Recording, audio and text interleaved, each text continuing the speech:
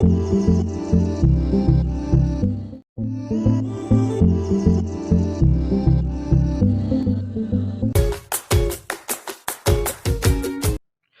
Students, कैसे हैं आप सब लोग। Welcome back in Mega Minds tutorial. This is Arpit your physics educator. As we know we are very close to the examination. ऐसे में क्या करना चाहिए, पहले हम इस पे डिस्कस करेंगे, फिर उसके बाद टॉपिक पे डिस्कशन करेंगे। ओके, तो एग्ज़ाम को जैसे में पता है कि सिर्फ 15 दिन बचे हुए हैं और जो 1-2 दिन है वो ऐसे ही निकल जाएंगे। तो ऐसे में क्या करें, तो ऐसे में क्या करना है कि जितना हो सकता है आप अपनी स्पीड पे वर्क कीजिए। ठीक है, अब एक्यूरेसी ये सब मतलब ठीक है, बट रिवीजन करते रहिए। आप जितने ज़्यादा से ज़्यादा प्रीवियस ईयर पेपर अटैम्प्ट कर पा रहे हैं, जैसे कि 200 क्वेश्चंस आपको करने हैं, तो वो 200 क्वेश्चन 3 आवर्स में करने, आप डेली एक पेपर प्रैक्टिस कीजिए। अब उस पेपर को करना कैसे है उसको मैं थोड़ा सा टाइम लेके 1-2 मिनट का टाइम लेके आपसे डिस्कस करूंगा, फिर टॉपिक पे आऊंगा। जैसे कि 200 क्वेश्चन है, देयर आर 200 क्वेश्चंस और आपके पास टाइम 3 आवर्स का है, तो इसको अटेम्प्ट कैसे करना है। ठीक है, और 4 सेक्शन है इसमें, फिजिक्स, केमिस्ट्री और बायो के 2 पार्ट हो गए। ठीक है, जूलॉजी एंड बॉटनी। तो इसमें आपको कैसे करना है, देखिए बायोलॉजी का पार्ट आप जानते हो कि ज़्यादातर थ्योरेटिकल पार्ट है। ठीक है, आपको आएगा, आप कर दोगे, थोड़ा सा आपको सोचना पड़ेगा। ठीक है, तो वो एक पार्ट थ्योरेटिकल है, बट फिजिक्स एंड केमिस्ट्री में न्यूमेरिकल पार्ट भी आता है। न्यूमेरिकल पार्ट आता है इसमें, और न्यूमेरिकल पार्ट ही टाइम लेता है क्योंकि उसमें कैलकुलेशन करनी होती है। अदरवाइज थ्योरेटिकल पार्ट है तो आप कर दोगे डायरेक्टली। अगर आपको आंसर आ रहा है, कोई डेफिनेशन है, आपने आंसर कर दिया, उसमें आपको 10 to 15 सेकेंड आप मिनिमम मान सकते हैं। ठीक है, अब बात आई न्यूमेरिकल के लिए क्या किया जाए। जैसे कि 200 में 100 क्वेश्चंस इससे आने, तो ये 100 क्वेश्चन किस तरीके से अटेम्प्ट किए जाएं। तो 100 क्वेश्चन में आपको क्या दिया जाएगा, 100 क्वेश्चन में आपको प्रोवाइड किया जाएगा न्यूमेरिकल, थ्योरी, असर्शन रीजन और मैचिंग भी डाल सकते हैं, कुछ ऐसा मतलब कॉम्बिनेशन डाल सकते हैं। तो कैसे जाएं, तो देखिए पहले से अगर हम माइंडसेट बना के जाएं कि फिजिक्स केमिस्ट्री, जैसे बायो है तो बायो का पूरा सेपरेट सॉल्व कीजिए। ठीक है, फिजिक्स केमिस्ट्री की बात आई, 100 क्वेश्चन है, तो जैसे इसमें 50 आप पहले फिजिक्स का पेपर अटेम्प्ट कर रहे हो, फिर आप केमिस्ट्री का पेपर अटेम्प्ट कर रहे हो, but I will suggest you आप पहले बायो का पेपर अटेम्प्ट करें। ठीक है, पहले आप बायो का पेपर अटेम्प्ट करें। ये 100 क्वेश्चन जितने कम टाइम में आप कर पाए उतना अच्छा है। ठीक है, उसके बाद फिजिक्स केमिस्ट्री की बात आई तो फिर आप केमिस्ट्री का पेपर अटेम्प्ट करें। किसका अटेम्प्ट करें, बायो का, फर्स्ट बायो, फिर आप केमिस्ट्री का अटेम्प्ट करो, और फिर उसके बाद लास्ट में आप फिजिक्स का पेपर अटेम्प्ट कीजिए। ओके, होगा क्या, देखिए बायो में मोस्टली थ्योरेटिकल प्रॉब्लम्स होंगी, वो आप अच्छे से जानते होंगे कि कैसे आता है। जब आप पेपर करोगे, प्रीवियस ईयर पेपर का प्रैक्टिस करोगे तो समझ में आएगा। ये आप थ्योरेटिकल होंगे तो 100 क्वेश्चन है और हमारे पास 180 मिनट्स हैं। ठीक है, जिसमें से हम 20 ऐसे ही निकाल दें तो आपके पास रफली 150 मिनट्स हैं। ठीक है, और क्वेश्चन है 200, क्वेश्चन है 200। तो ये आप कोशिश कीजिए 100 क्वेश्चन आपके 1 आवर के अंदर हो जाएं। ठीक है, 1 आवर के अंदर हो जाएं। फिर जो टाइम पूरा बचेगा आपका केमिस्ट्री में आएगा। केमिस्ट्री के 50 क्वेश्चंस होंगे, आप उसके लिए 1 आवर नहीं देंगे, उसके लिए आप 50 क्वेश्चन है, आप 50 मिनट्स उसके लिए रख लीजिए केमिस्ट्री के लिए, और फिर जो टाइम बचे वो आप फिजिक्स में दीजिए। मतलब जो पार्ट आपको डिफिकल्ट लग रहा है उसको दीजिए, बट फर्स्ट आप बायो का पेपर जो है उसको देखें। ठीक है, 100 क्वेश्चन इनको जितनी 1 घंटे के अंदर सॉल्व कर लेना। फिर उसके बाद केमिस्ट्री में जाइए। केमिस्ट्री में क्या होगा कि और थ्योरेटिकल प्रॉब्लम्स मिलेंगी और कुछ प्रीवियस ईयर पेपर आप करके जाएंगे, 50 क्वेश्चंस होंगे तो आप कर लोगे। अब फिजिक्स केमिस्ट्री में जैसे न्यूमेरिकल है, थ्योरी, असर्शन रीजन, मैचिंग, इस तरीके से आएगा। तो करना क्या है कि जैसे आपने केमिस्ट्री का पेपर लिया, ठीक है, केमिस्ट्री का 50 क्वेश्चन लिया, तो उसमें आपने डिसाइड कर लिया नहीं पहले हम 50 में से सारे थ्योरेटिकल क्वेश्चन देख डालेंगे, न्यूमेरिकल नहीं देखेंगे। आपने जल्दी जल्दी जितने भी थ्योरेटिकल क्वेश्चंस हैं उनको एक देखते हुए टिक कर लिया, मतलब थ्योरी क्वेश्चन आपने एक बार में पूरे देख के मतलब करते भी जा रहे हैं, करते हुए निकल गए, आपका थ्योरी पार्ट हो गया। फिर आप उस पे गए न्यूमेरिकल पे कि नहीं अब मेरे पास टाइम न्यूमेरिकल अटेम्प्ट करते हैं। फिर उसके बाद जितने भी न्यूमेरिकल्स हैं आप न्यूमेरिकल्स पे जाइए, ठीक है, और आप लिखते जाइए। जैसे कि आपको सीट मिलेगी, पेपर ऑनलाइन होगा, तो आप सीट पे लिख दीजिए थ्योरेटिकल न्यूमेरिकल, बस ऐसे सेक्शन बना दीजिए। जो न्यूमेरिकल वाला पार्ट है क्वेश्चन लिख देना ये न्यूमेरिकल था, वहीं पर टिक कीजिए, डायरेक्ट जाइए और न्यूमेरिकल क्वेश्चन देखिए। जब आप न्यूमेरिकल देख लें फिर assertion reason and matching type हो उसको देख लीजिए। सेम प्रोसीजर आपको फिजिक्स में भी फॉलो करना है। पहले आप सारी थ्योरेटिकल प्रॉब्लम्स को सॉल्व कीजिए, ठीक है, उसके बाद आप जाइए न्यूमेरिकल प्रॉब्लम पे और फिर जो other assertion reason matching type हो उसमें चले जाइए। तो इससे होगा क्या कि जो आपका टाइम है, ठीक है, टाइम मैनेजमेंट अच्छा होगा। कभी कभी क्या होता है कि हम थ्योरेटिकल प्रॉब्लम कर रहे होते हैं और कंप्यूटर स्क्रीन में तो हमें एक बार में एक ही क्वेश्चन दिखता है, ठीक है, we can see only one question at one time, okay.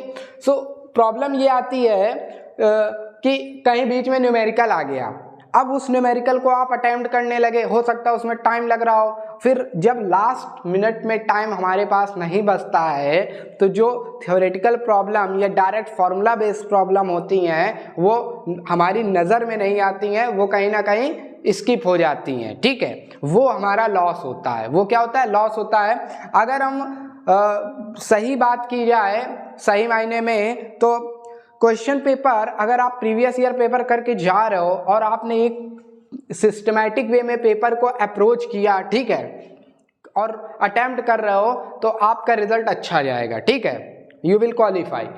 But अगर आप ऐसे ही रैंडमली कुछ भी कहीं थ्योरी कहीं न्यूमेरिकल कर रहे हो तो वहाँ आपको प्रॉब्लम आएगी, ठीक है, वहाँ आपको प्रॉब्लम आएगी। फिर जब आप बाद में एनालिसिस करोगे, एग्जामिनेशन सेंटर से बाहर आके एनालिसिस करोगे, अपनी कॉपी देखोगे, तब आप रियलाइज करोगे मैंने ये क्वेश्चन देखा नहीं, मैंने इसको टाइम नहीं दिया, अरे ये तो इजी था। ये एक्सक्यूजेस मिलते हैं, ठीक है, ये एक्सक्यूजेस मिलते हैं आफ्टर एग्जामिनेशन। तो कोई एक्सक्यूज के साथ नहीं जाना है, एक हमें बना लेना है कि first target theory, first target is theory, second numerical, third जो अदर असर्शन रीजन मैचिंग। इस तरीके से करोगे आपका टाइम भी बच जाएगा, ठीक है, 180 मिनट बहुत ज़्यादा हो जाएगा, 200 क्वेश्चन 3 घंटे में ज़्यादा ही हैं, ठीक है, क्योंकि इतना वो नहीं आएगा, आपका टाइम भी बच जाएगा। इसमें आप खुद फील करोगे कि आपको टाइम बच गया है। हो सकता है कुछ प्रॉब्लम आपको नहीं आ रही होंगी तो उसमें आप एफर्ट डाल सकते हो उस टाइम में, ओके। तो ये स्ट्रेटजी एक स्ट्रेटजी है जो मुझे समझ में आती है, इसे बच्चे अप्लाई कर सकते हैं, ओके, मतलब कोई वो नहीं है, आपकी अपनी भी एक स्ट्रेटजी हो सकती है जिसको आप डेली प्रैक्टिस कर रहे होगे, अपनी स्पीड पे वर्क कर रहे होगे तो वो भी आप फॉलो कर सकते हो, ठीक है, बट वर्क करके जाइए, ये नहीं कि आप फर्स्ट टाइम गए तो कुछ भी रैंडमली करने लगो, ठीक है। तो ये था हमारा कि पेपर को कैसे अटेम्प्ट करना है, ठीक है। अब हम आते हैं अपने टॉपिक पे, जैसे कि जो प्रीवियस टॉपिक हमने लिए moment of inertia, rolling motion, कुछ डिफिकल्ट टॉपिक्स पे डिस्कशन हुआ है। आज का जो टॉपिक है वो है conservation of mechanical energy. It is conservation of mechanical energy and I want to tell you conservation of mechanical energy is an easy part, ठीक है। इजी पार्ट कैसे? वो थ्योरी में तो इजी लगता है, इजी है भी, बट उसका जो फिजिकल सेंस है या मीनिंग है वो काफ़ी ब्रॉड है। बच्चों को आता भी है कि yes potential energy, kinetic energy, but जब उसके स्कोप की बात आती है, एप्लीकेशन की बात आती है तो समझ में नहीं आता है कि हाउ टू स्टार्ट प्रॉब्लम। सो हम कुछ फंडामेंटल डिस्कस करेंगे और कैसे प्रॉब्लम सॉल्व करनी है उसको करेंगे, ठीक है। वो फॉर्मेट आप जानते ही हो कि कैसे प्रॉब्लम यहाँ पे डिस्कस की जाती है। सो आज का हमारा टॉपिक है law of conservation of mechanical energy. Law of conservation of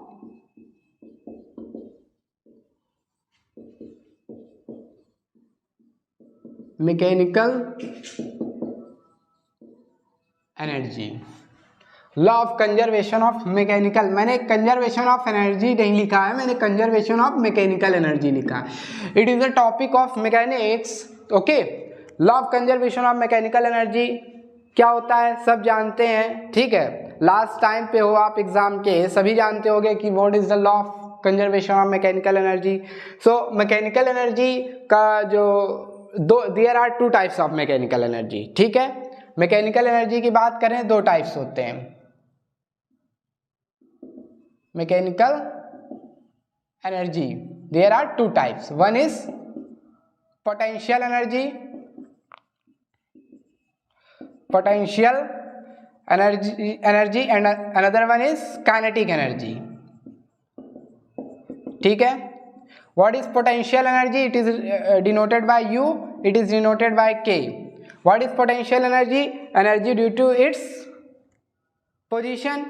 position या रेस्ट की बात करें, जब रेस्ट पे एनर्जी का कैलकुलेशन या इवैल्यूएशन किया जाए तो पोटेंशियल में चले जाते हैं कॉन्फ़िगरेशन, और जब मोशन की बात करें तो काइनेटिक एनर्जी में चले जाते हैं, ठीक है।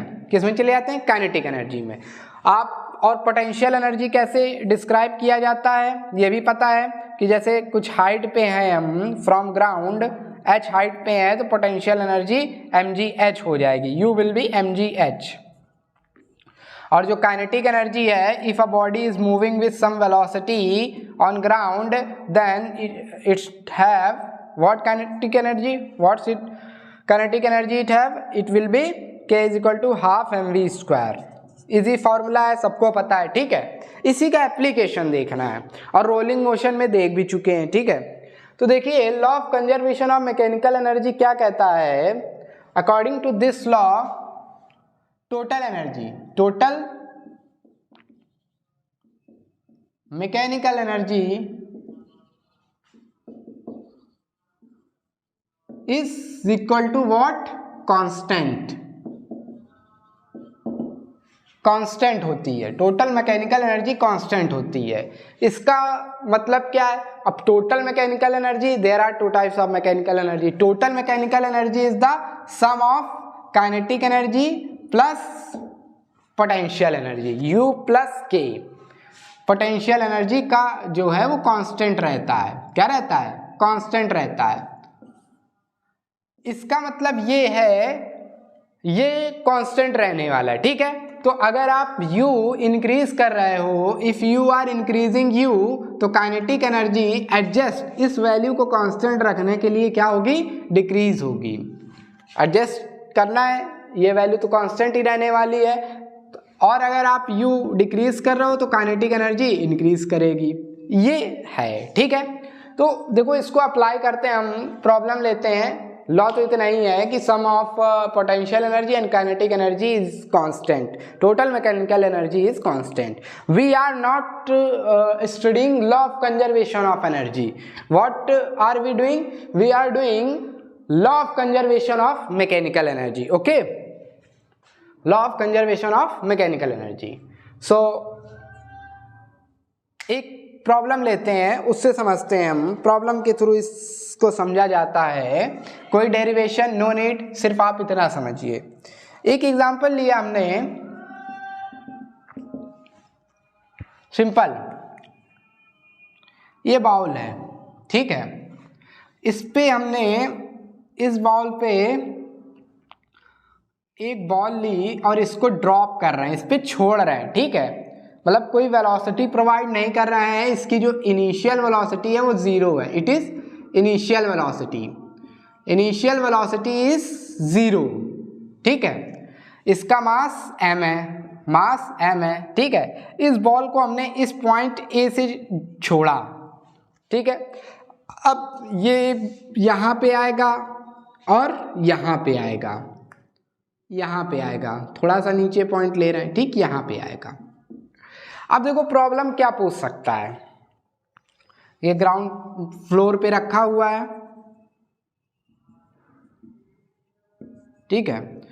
ये जो लेंथ है ये है h1, this height is h1 और this height is h and h dash, okay. अब आपसे क्या पूछ सकता है, प्रॉब्लम क्या पूछी जा सकती है? सबसे पहले तो यही प्रॉब्लम देखो कैसे पूछी जा सकती है कि बताइए when the ball is at A, ठीक है, ए पर है, तो इसके पास टोटल एनर्जी कितनी है? ठीक है, at point A total energy of ball क्या होगी? Kinetic plus potential plus kinetic. अब total energy, total mechanical energy calculate करने के लिए हमें पोटेंशियल और काइनेटिक पता होनी चाहिए, ठीक है। अब आप देखिए यहाँ पे इनिशियल वेलोसिटी 0 है, तो एट ए जो काइनेटिक एनर्जी है वो क्या होगी? हाफ एम यू स्क्वायर लगाएंगे, ये 0 आएगी because there is no velocity, okay. Half m u square kinetic energy 0 है, बट जो पोटेंशियल एनर्जी है वो क्या है? M g h. What? M g h. तो टोटल एनर्जी आप देख रहे हो this point, at this point total energy क्या हो जाएगी? एम जी एच प्लस 0 मतलब एम जी एच, और जो कि इक्वल है किसके? पोटेंशियल एनर्जी की। किसके इक्वल है? पोटेंशियल एनर्जी की, ओके।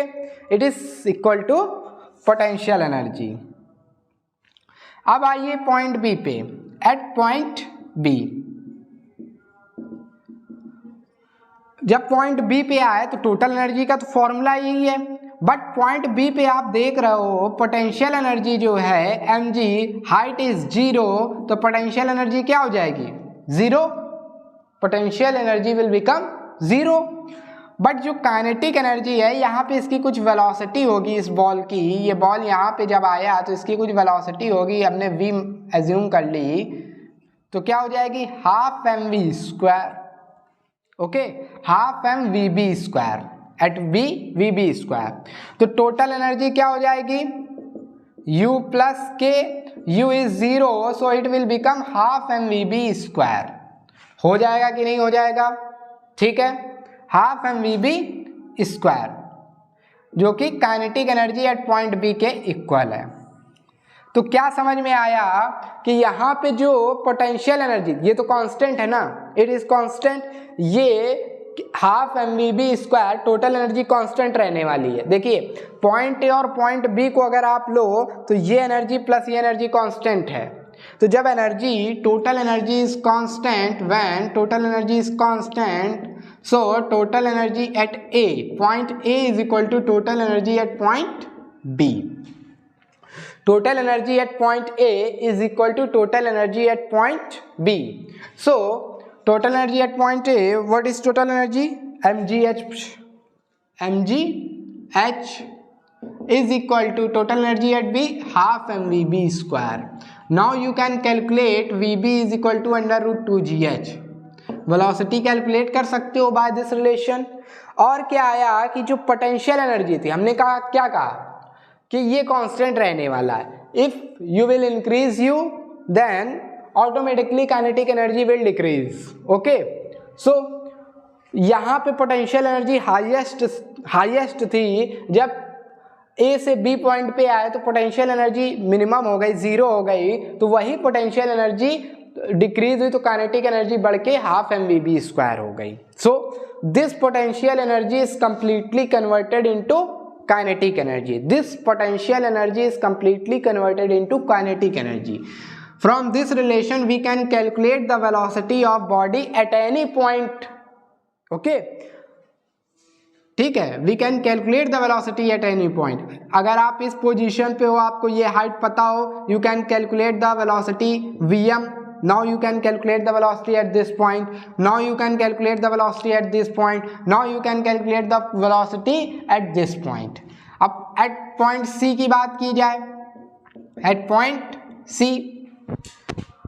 C की बात करोगे तो यहाँ पे आप देखोगे it is not highest, total energy some part of potential energy plus some part of kinetic energy, mgh dash plus half mvc square. But we know total energy is constant. Total energy is constant. If this h is given, total energy constant है, वो क्या है?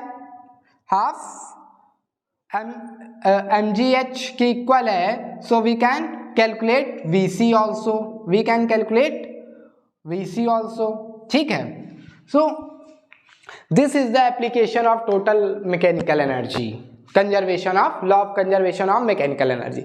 अब देखो जैसे इसको मतलब समझा गया है बिल्कुल same as it is problem ऐसे ही एग्जाम में पूछी जाती है, ठीक है। तो now we are taking some example and try to understand how the questions are asked in examination. Okay, so we are looking some examples. It is very easy, ठीक है, it's very easy to learn this concept, but the concept is also easy but their application is also easy. होता क्या है कि हम लोग समझ तो लेते हैं बट एक स्टार्ट मतलब प्रॉब्लम को स्टार्ट कैसे किया जाए वहाँ पे प्रॉब्लम आती है, ठीक है। काइनेटिक पोटेंशियल, पोटेंशियल काइनेटिक, इसमें कंफ्यूज हो जाते हैं। So we need not to be confuse.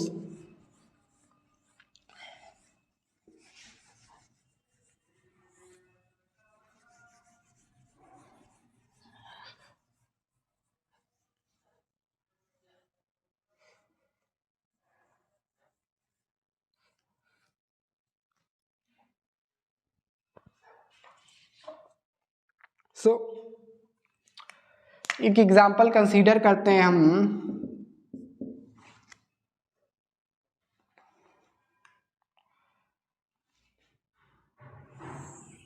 This, यहां से आपने एक ऑब्जेक्ट ड्रॉप किया point A, this is point B, this is point C. अब आपसे ये हाइट आपको दे दी गई 10 meter, this is 10 meter, this height is 6 meter, okay, mass is 10 kg, इस तरीके से। अब आपसे पूछेगा बताइए what will be the velocity at B, हमें वी कैलकुलेट करना है, okay, and we see as well as we see calculate करना है, और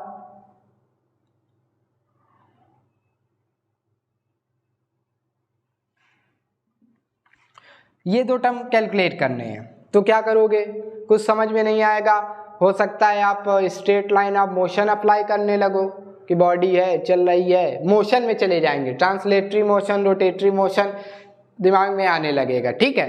बट ऐसा कुछ नहीं है, बहुत इजी है। इजी ये है कि जैसे कि इसको एनालाइज किया जाए, अब यहाँ से total energy, law of conservation of mechanical energy apply किया जाए इस पर। क्या अप्लाई किया जाए, law of conservation of mechanical energy. तो करना क्या है, सबसे पहले हम total energy at point A consider करेंगे, वो क्या होगा, potential energy at A. So A पे पोटेंशियल एनर्जी कितनी होगी, mgh, 10 into g into 10, 100g, plus kinetic energy कितनी होगी, 0, बिकॉज हम ड्रॉप कर रहे हैं, ठीक है, उसको लीव कर रहे हैं, वहाँ से कोई इनिशियल वेलोसिटी प्रोवाइड नहीं कर रहे हैं, we are just dropping it, okay. So kinetic energy will be 0, 10g into 10, ये क्या हो गया, 100g, total energy at A. Now B पे आइए, बी ग्राउंड पे है, आपको पता है टोटल एनर्जी एट बी क्या हो जाएगा, ये जो mgh था पोटेंशियल एनर्जी 0 हो जाएगी बस, but kinetic energy half mv² हो जाएगा। क्या हो जाएगा, हाफ mv², ठीक है। और हमें पता है बाय energy conservation, mechanical energy conservation, ये रिलेशन होगा। Now you can apply this, 100g is equal to half, m की वैल्यू 10 है, and vb we want to calculate it, okay, we want to calculate it. So what we will get, 10g, और इसको 100 ले लें g की value, so vb² is equal to 50, so vb will be 5√2 meter per second, vb calculate हो गई, okay, 5√2 meter per second. अब point सी की बात आई, तो जब अगर हमें पॉइंट सी लेना है, सो टोटल एनर्जी एट सी लिख लीजिए आप, सम पोटेंशियल एनर्जी कितनी है, mgh, पोटेंशियल एनर्जी कितनी है, mgh,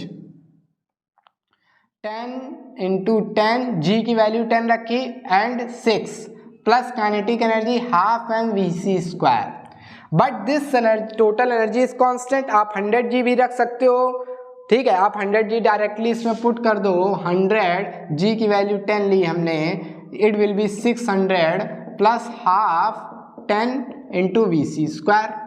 तो 1000 माइनस 600 करोगे 400 into 2 by 10 is equal to v c square. इस कैलकुलेशन को समझिए, 1000 minus 600 400 into 2 by 10, okay. So when we solve it, what we will get, Vc square is equal to 80. Vc square is equal to 80.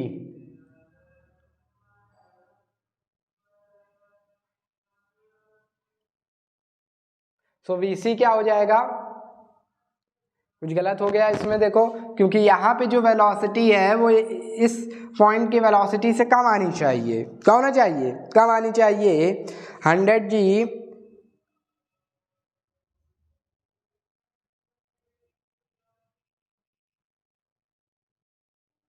400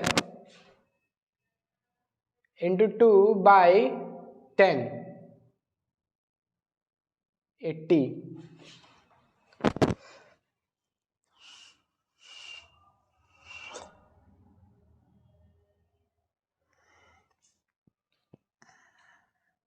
₹5√4 आ जाएगा, इससे 5√4 metre per second आ जाएगा, 5√4 metre per second.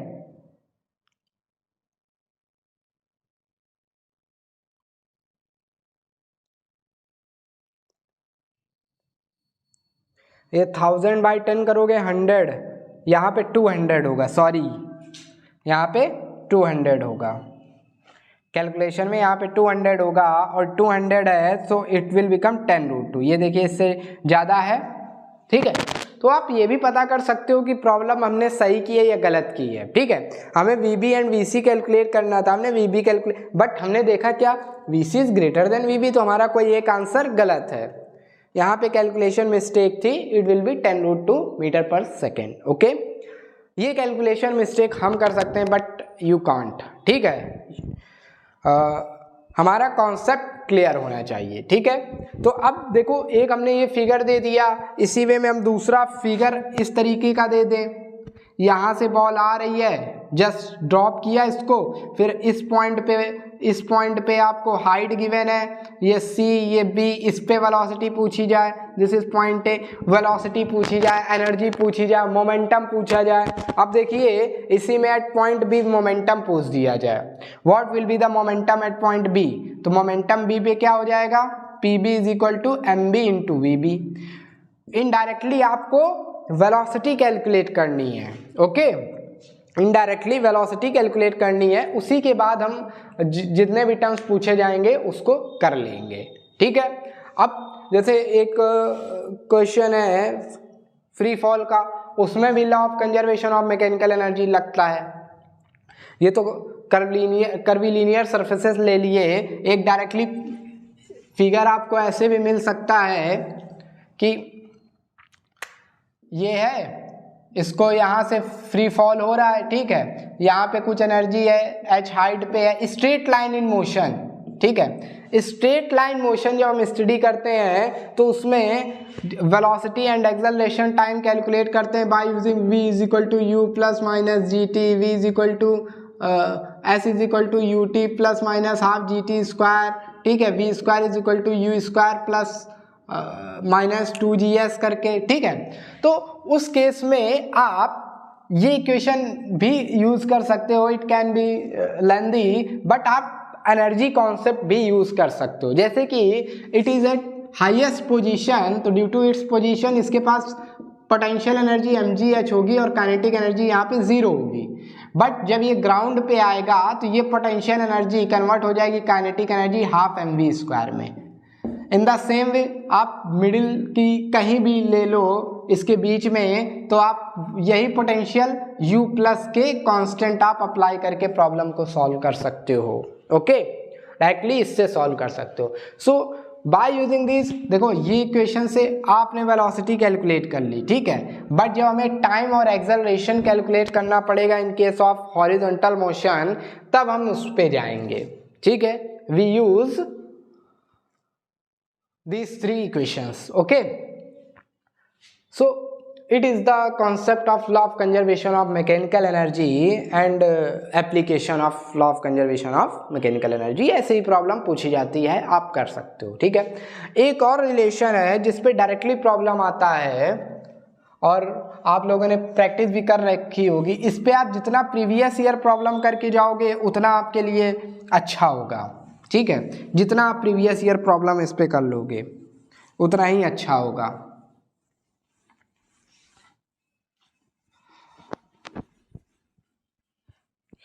जैसे कि kinetic energy and momentum का problem जरूर आता है, kinetic energy and momentum का।